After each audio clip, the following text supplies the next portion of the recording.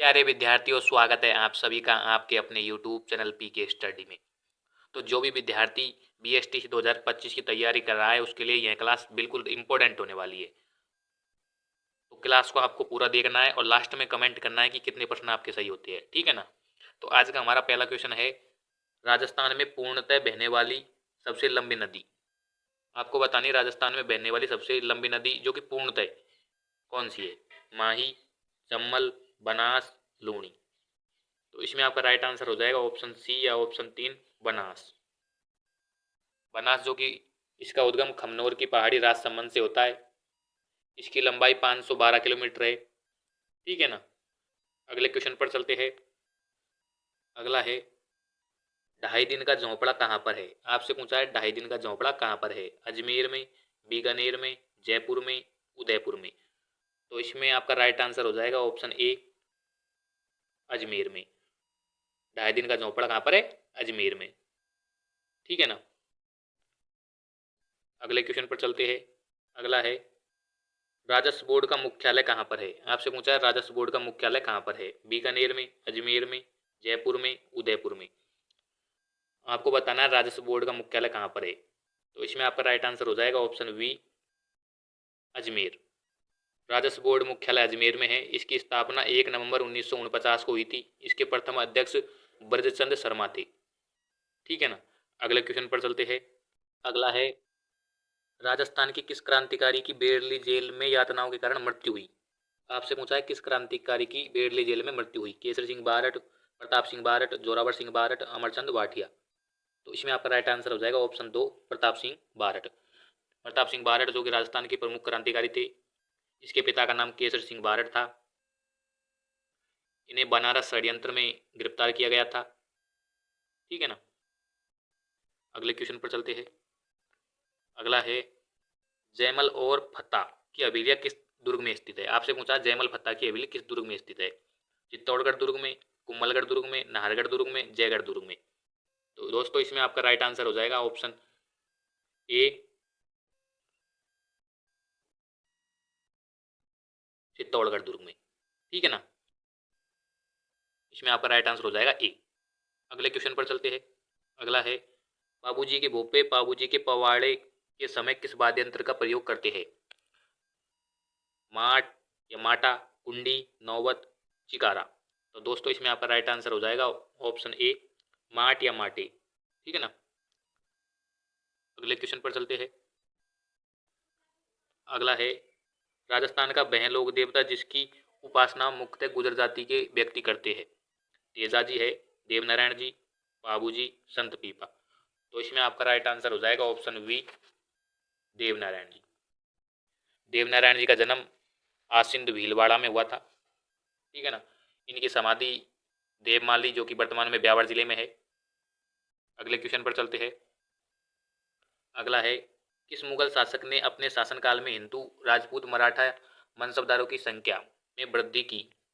अकबर, जहांगीर, शाहजहां, औरंगजेब। तो इसमें आपका राइट आंसर हो जाएगा ऑप्शन डी या ऑप्शन 4, औरंगजेब, ठीक है ना। अगले क्वेश्चन पर चलते हैं। अगला है, राजस्थान दिवस मनाया जाता है। आपसे पूछा राजस्थान दिवस मनाया जाता है 18 मार्च को, 15 मई को, 30 मार्च को, 1 जून को। तो इसमें आपका राइट आंसर हो जाएगा ऑप्शन सी या ऑप्शन 3, 30 मार्च को, ठीक है ना। अगले क्वेश्चन पर चलते हैं। अगला है, निम्नलिखित में से गलतियों को पहचानिए। मारवाड़ प्रजामंडल जयनारायण व्यास, बूंदी प्रजामंडल माणिकलाल वर्मा, बीकानेर प्रजामंडल मेघाराम वैद्य, सिरोही प्रजामंडल गोकुल भाई भट्ट। तो एक तरफ आपके प्रजामंडल दे रखे और एक तरफ संस्थापक। तो इसमें आपका राइट आंसर हो जाएगा ऑप्शन वी, क्योंकि बूंदी प्रजामंडल की स्थापना कांतिलाल चौतानी ने की अध्यक्षता में 1931 में की गई थी, ठीक है ना। अगले क्वेश्चन पर चलते हैं।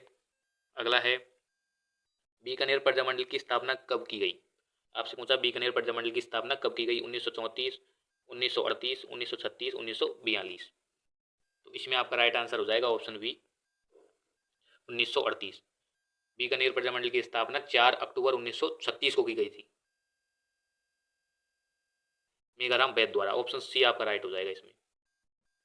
क्या? सी। ठीक है ना, ऑप्शन सी इसमें आपका राइट होगा, मेघाराम वैद्य द्वारा 1936 में। अगले क्वेश्चन पर चलते हैं। अगला है, निम्नलिखित में से कौन सा स्थल 1857 क्रांति का प्रमुख केंद्र नहीं था? आपसे पूछा है कौन सा स्थल 1857 क्रांति का प्रमुख केंद्र नहीं था? अजमेर, जयपुर, नीमच, आउवा। तो इसमें आपका राइट आंसर हो जाएगा ऑप्शन वी, जयपुर। ठीक है ना, अगले क्वेश्चन पर चलते हैं। अगला है, कोटा और बूंदी क्षेत्र राजस्थान के कहलाते हैं?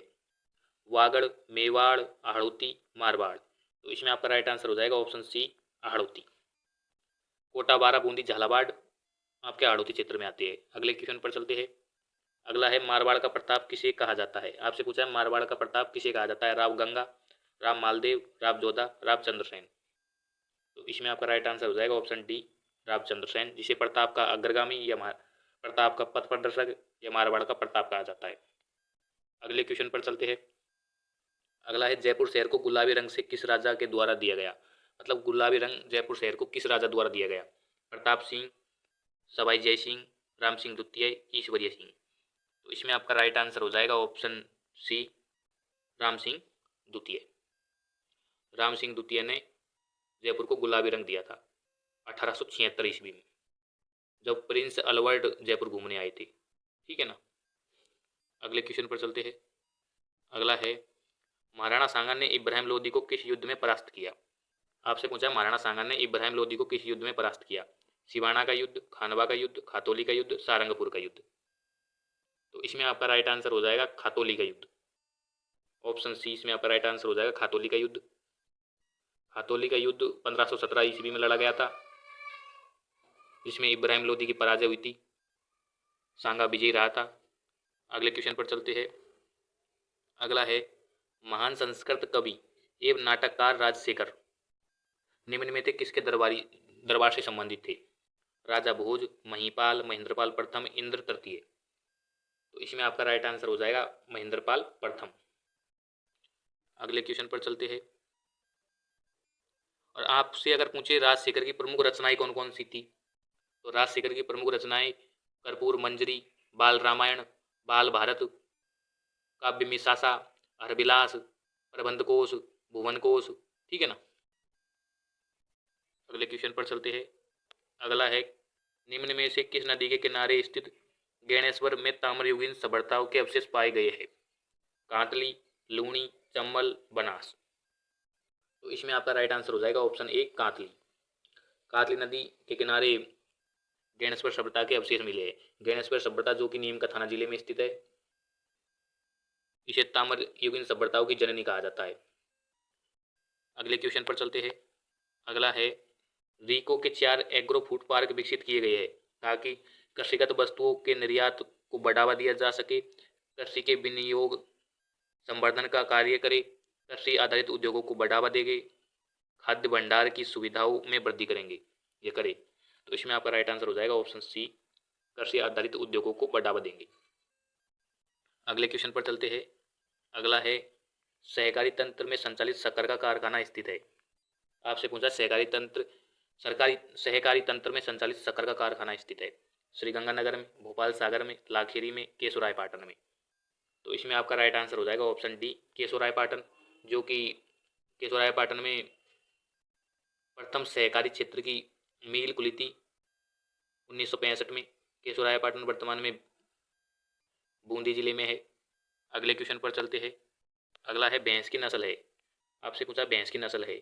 सोनाड़ी, मुर्रा, नाचना, थारपारकर। तो इसमें आपका राइट आंसर हो जाएगा ऑप्शन बी, मुर्रा। अगले क्वेश्चन पर चलते हैं। अगला है, भारतीय कृषि अनुसंधान परिषद द्वारा राजस्थान में राष्ट्रीय स्तर के अनुसंधान केंद्र स्थापित किए गए हैं?